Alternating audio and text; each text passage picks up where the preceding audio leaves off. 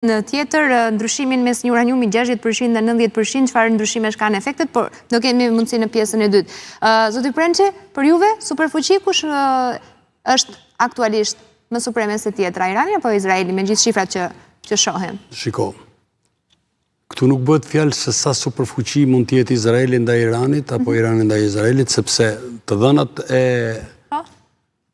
edhe pse mendoj që nuk janë të sakta. Këto nga përditësimet ndërkombëtare, Po përditësimet ndërkombëtare, po Irani deri më tani ka hedhur mbi 400 raketa. Supersonike. Jo, janë sisteme ato, nuk janë raketa. Sistemi, pa dakord, sistemi ri atje në vend, mbushet me raketë. Dakord, po nuk i kanë futur pra. Ka 1800 raketa.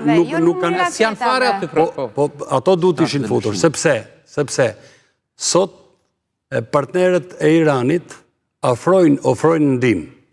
Ndërkohë që Amerika thot për 2 javë thot do të marrë vendimin.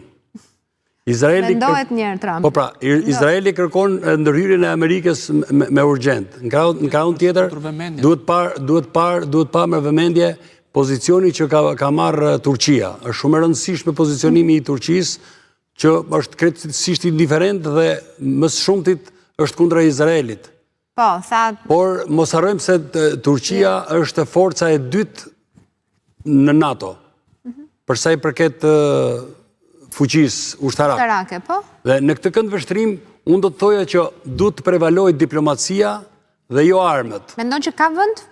Do ketë vend në këtë konflikt kaq shumë vjeçar? Pa diskutim prioritar do të jetë diplomacia, sepse po të shikojmë potencialet ushtarake, unë jo pa qëllim e thash, nëse do ishte siç tha generali që do ishin vende fqinj, Izraeli kur nuk e pushton dot Iranin, Irani e pushton Izraelin sepse ka të bëjë me fuqinë ushtarake, jo fuqinë luftarake, po fuqinë ushtarake. Kapacitetet për të pushtuar. Pushtim quhet kur shkel ajo çizmja ose këpuca e ushtarit. Izraeli nuk mund ta pushtojë. Po, vetëm mjafton ta krahasojmë në art është fuqia luftarake në distancë normalisht që është favorite Izraeli. Për shkak të teknologjisë. Dhe ka një precizion absolut, Precizioni varet nga informacioni. Duhet kemi parasysh. E shpjegoj generali shumë bukur në fillim kur tha që ishte i gërshëtuar operacioni i sulmit me informacioni, me shërbimet sekrete brenda në Iran. Çka do të thotë që precizioni i luftës ka të bëjë me dhanat, ka të bëjë me informacionin. Dhe kush zotron informacionin, ai fiton luftën, nuk diskutohet. Informacioni. Në aspektin e fuqisë luftarake, qëndron më lart Izraeli për shkak të teknologjisë dhe për shkak të aty, pavarësisht se ka 3 fishin e personelit aktiv në ushtri, e ka 3 fish ose 4 fish e ka Irani, por duke ju referuar buxhetit... Edhe numrit popullsisë, se të kesh 169.000 në 9 milion, jo, po është e në raport. Duke sot aktive, flasim për ato që janë sot, nesër se sa mund të veshish rezervistë është tjetër gjë. Forca aktive e ka 4 fishin e ka Irani, ndërsa buxheti i ushtrisë është 3 fish e ka Izraeli më të lartë se sa. Dhe ai që ka buxhetin, ai që ka teknologjinë dhe ai që ka informacionin normalisht është më i suksesshëm. Një koment vogël, pa ndërhyrë fare ke opinionet ushtarake. Për mua, marsim me shumë sinqeritet, Irani më duket si një tigër pa dhëmë, pse në gjitha të hapësirë të jashtëzakonshme të tij, nuk ka mundësi të ngrej një avion. Ka avion, sa po e thot, aty do më thënë shifra juaj, statistika, 288, një pjesë janë shkatruar nga sulmi befasues i të premtes, sidomos, por nuk ka mundësi të ngrej një avion të vetëm në gjithë sipërfaqen e tij. Në këtë kuptim, sot lufta nuk zhvillohet as me bajonet, as me fuqi toksore, tanke, apo me reparte. Por ajrore, tha generali.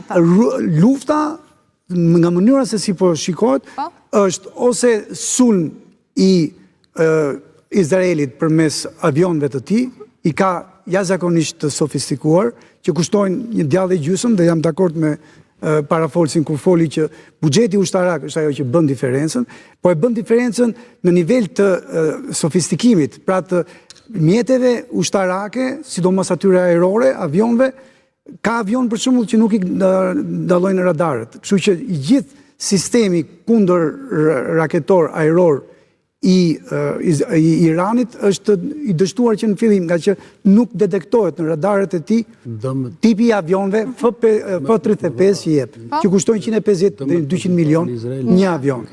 Dhe me këta avione sulmoi në të premten. Kështu që unë shikoj Iranin shumë të qalë në këtë përballje, sepse vërtet ka raketa. Ende nuk dihet sa ka, mund të ketë 2000 400 paktën janë lëshuar. Deri në 3000. Ka raketa të disa tipeve.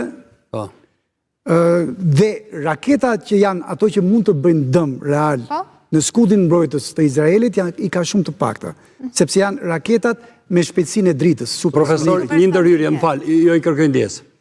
Deri për 7 ditë luftë, dëmet më të mëdha në Izrael nuk i kanë shkaktuar raketat. I kanë shkaktuar dronët kamikaz, të cilët kanë dy komponent, kanë predhen edhe shpërthimin e vetë e dronit.